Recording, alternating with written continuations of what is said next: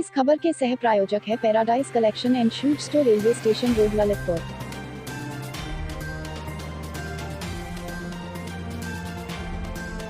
खबर की सह प्रायोजक संस्कार वैली एकेडमी स्कूल, महारानी रोड, मसौरा कला, ललितपुर।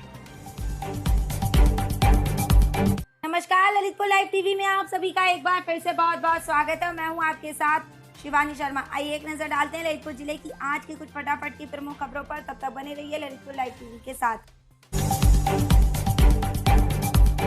ललितपुर शहर के गोविंद सागर बांध में नहाने गए 3 दोस्तों में एक दोस्त बांध में डूबा। गोताखोरों की मदद से देर शाम तक भी नहीं चल सका था डूबे हुए युवक का कुछ अता पता। पास के राजघाट बांध से एक्सपर्ट गोताखोरों को बुलाकर आज सुबह फिर से बांध में डूबे हुए युवक की तलाश जारी है। यह युवक शहर के गोविंद नगर इलाके के रावतियाना मोहल्ले का बताया गया है। तो वहीं इस घटना को लेकर रात भर से परिजनों का रो रो कर बुरा हाल है। इस घटना को लेकर शहर कोतवाली प्रभारी संजय कुमार शुक्ला दल बल के साथ मौके पर मौजूद रहे और इस घटना पर अपनी नजर बनाए हुए हैं। ललितपुर लाइव टीवी के लिए महेंद्र सिंह बुंदेला के साथ पंकज रायकवार की रिपोर्ट।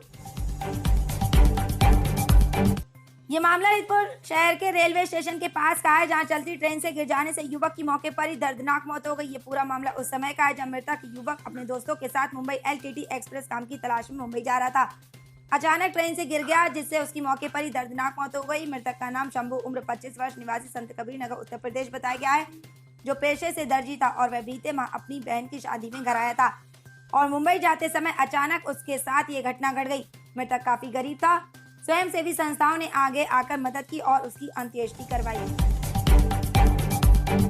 ये मामला ललितपुर जिले के थाना सौजना अंतर्गत ग्राम भरतपुर का है, जहां गांव के एक सनकी युवक ने खेत पर मजदूरी कर रहे अपने पति को खाना देने जा रही महिला पर पीछे से कुल्हाड़ी से हमला कर दिया, जिससे महिला गंभीर रूप से घायल हो गई। आरोपी सनकी युवक मौका पाकर वहां से भाग गया। घायल महिला को 108 एम्बुलेंस की मदद से पहले तो मेहरोनी सामुदायिक स्वास्थ्य केंद्र लाया गया, जहां प्राथमिक उपचार के बाद डॉक्टरों ने महिला की हालत गंभीर होने पर ललितपुर जिला चिकित्सालय रेफर कर दिया, जहां महिला की हालत गंभीर बनी हुई है और उसका इलाज जारी है। तो वहीं आरोपी की तलाश में थाना सौजना पुलिस लगातार उसके घर के आसपास दबिश दे रही है और बहुत जल्द गिरफ्तार करने की बात कह रही है। महिला अपने बच्चे के साथ खेत पर मजदूरी कर रहे पति को खाना देने जा रही थी। अचानक उस पर इस सनकी युवक ने कुल्हाड़ी से क्यों वार कर दिया, ये सवाल अभी पहली बनकर रह गया है, जिसे थाना सौजना पुलिस सुलझाने में जुटी हुई है। तो वहीं ग्रामीणों की दबी जुबान पर अवैध संबंधों का मामला भी सुनने में आ रहा है। फिलहाल पुलिस सभी पहलुओं पर विचार विमर्श कर आगे की कार्रवाई और आरोपी की तलाश में जुटी हुई है और आरोपी के खिलाफ कड़ी कार्रवाई की बात कह रही है। महेंद्र सिंह बुंदेला के साथ पंकज रायकवार। घटना कैसे घटी? ये आपकी कौन है?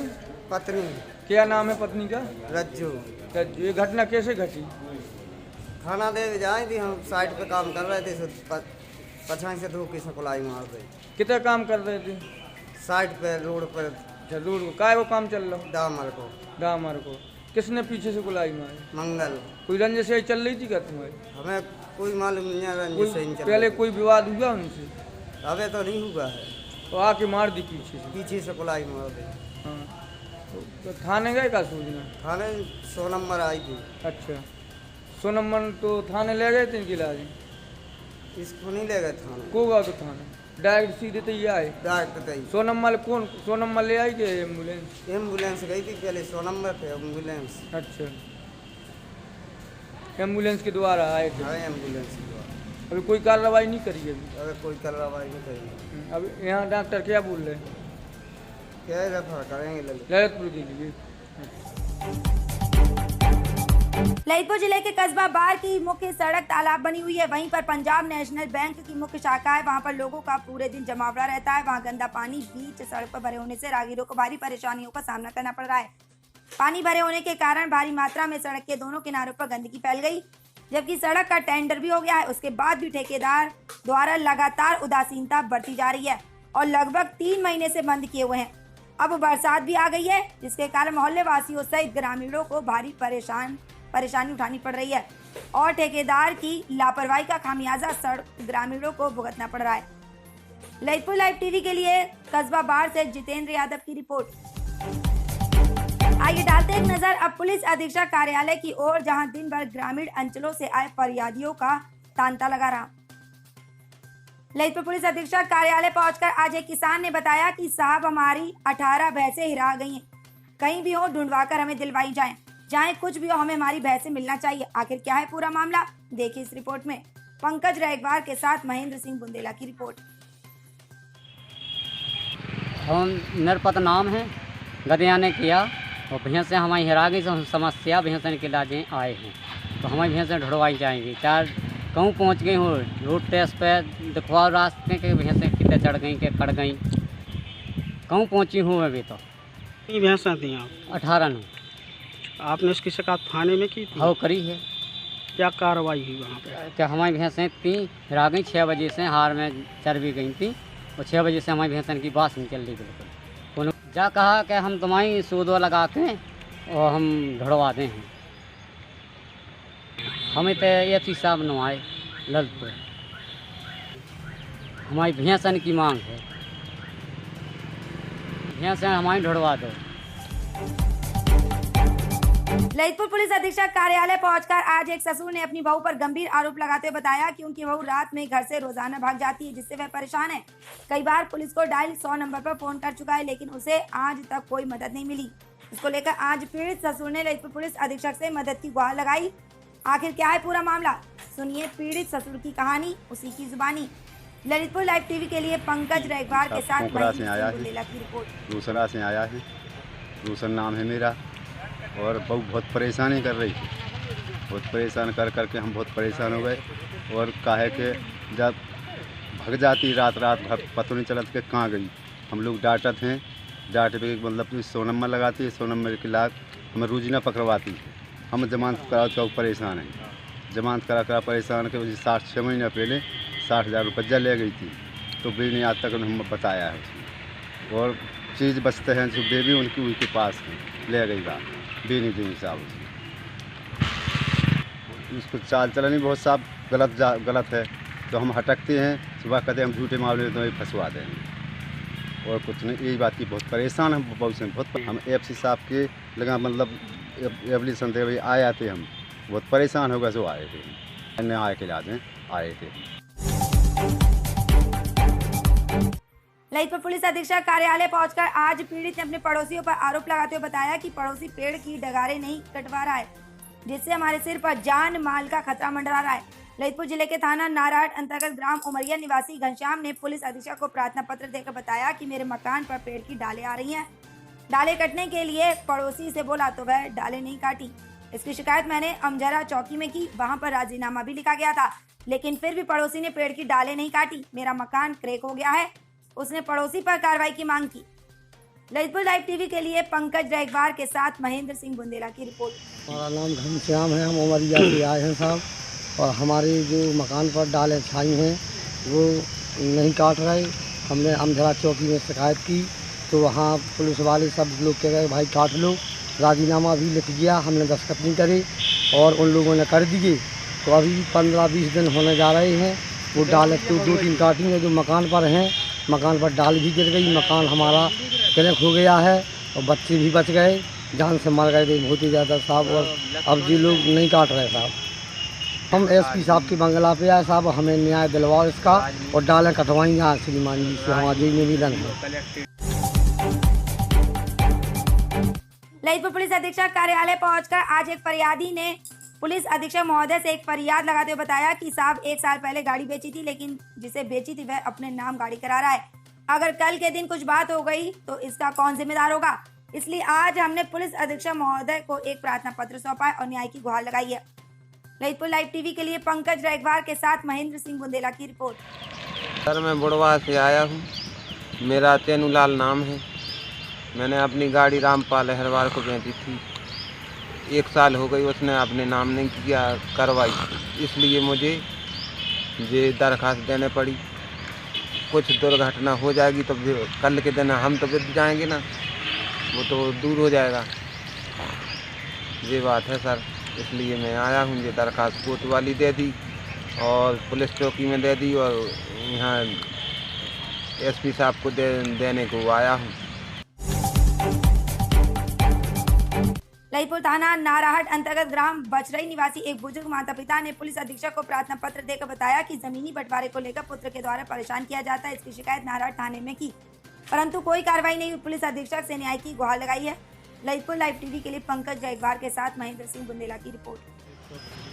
समस्या ये है कि हम लोग 4 भाई हैं और 4 भाइयों में ज़मीन बराबर बट गई। माँ को भी दी गई थी अलग से और 4 भाइयों को दी। जैसे मेरा बड़ा भाई है वो मेरी माँ का खेत लेना चाहता है, जबरन मार पिटाई करके ट्रैक्टर वाले भी गए तो उनको भी रोका, मैंने भी रोका तो मुझको लट से मारा है, हाथ में भी चोट है, कमर में भी है, माँ को भी है।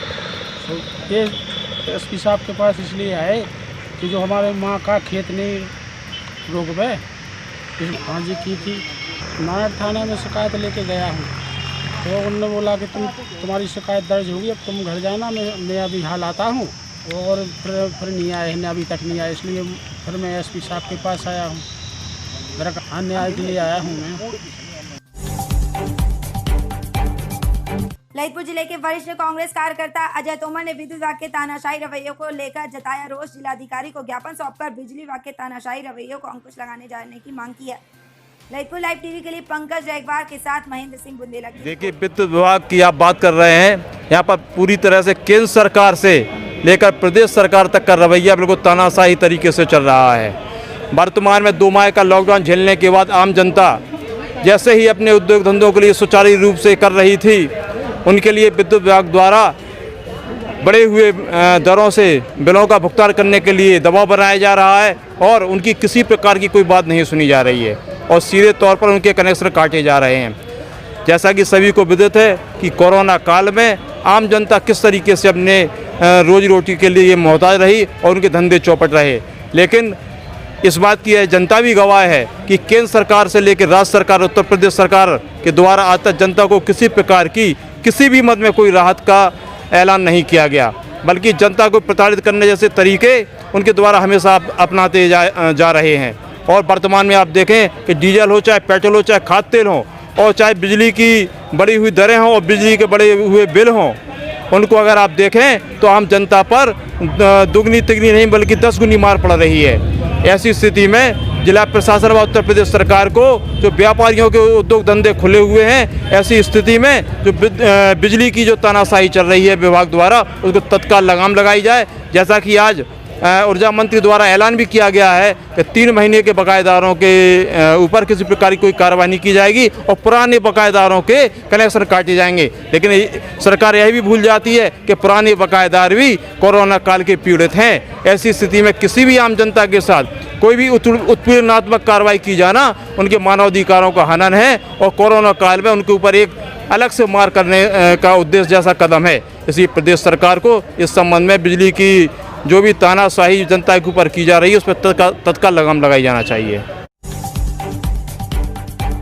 ललितपुर जिले के कलेक्टर परिसर में आज कांग्रेस कमेटी सभी इकाइयों द्वारा प्रदर्शन कर जिलाधिकारी को ज्ञापन सौंपा गया, जिसमें बिजली विभाग द्वारा व्यापारियों के साथ हो रहे शोषण को लेकर एक ज्ञापन सौंपा गया, जिसमें मांग की गई कि कोविड-19 के चलते लॉकडाउन में आम नागरिक और दुकानदार काफी परेशान रहे, जैसे तैसे अपना गुजर बसर करता रहा।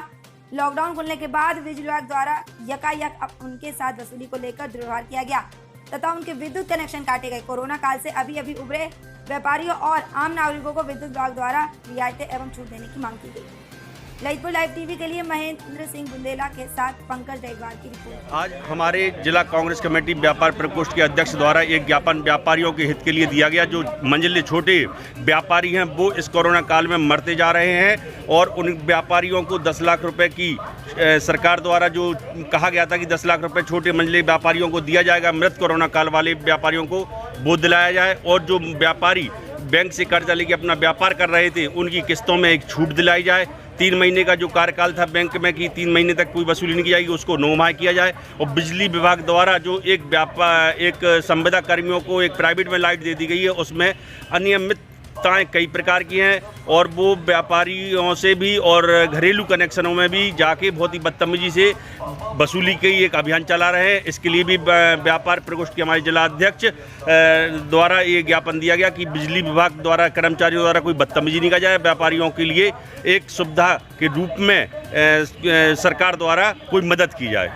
कोरोना काल में हुए दिवंगत दुकानदार छोटे मंजिले लघु हुए जो खत्म हुए, उनके परिवारों के लिए 10 लाख की आर्थिक सहायता दी जाए और जो बिजली बिल आ रहा है उसके लिए तत्काल प्रभाव से माफ़ किया जाए और जो बैंक की राशि लोन है उसके लिए 3 माह अवधि बढ़ाकर 9 माह की जाए। आज यहाँ पर व्यापार प्रकोष्ठ के जिलाध्यक्ष भाई संदीप रजक की तरफ से व्यापारियों की हित के लिए ज्ञापन दिया गया है और महामहिम वो मुख्यमंत्री महोदय और प्रधानमंत्री जी की एक ज्ञापन है कि इस कोरोना काल में हमारे छोटे छोटे व्यापारी हैं, किसान हैं, सभी हैं, तो इस कोरोना काल में सभी के व्यापारियों के धंधे बंद पड़े हैं, दुकान ठप है उनकी, और इतने भरकम बिल दे दिए उन्होंने बड़ा करके कि उनके पास जब कुछ है नहीं है, दुकान बंद है, सब धंधे चौपट हैं, तो वो कहाँ से भरेंगे।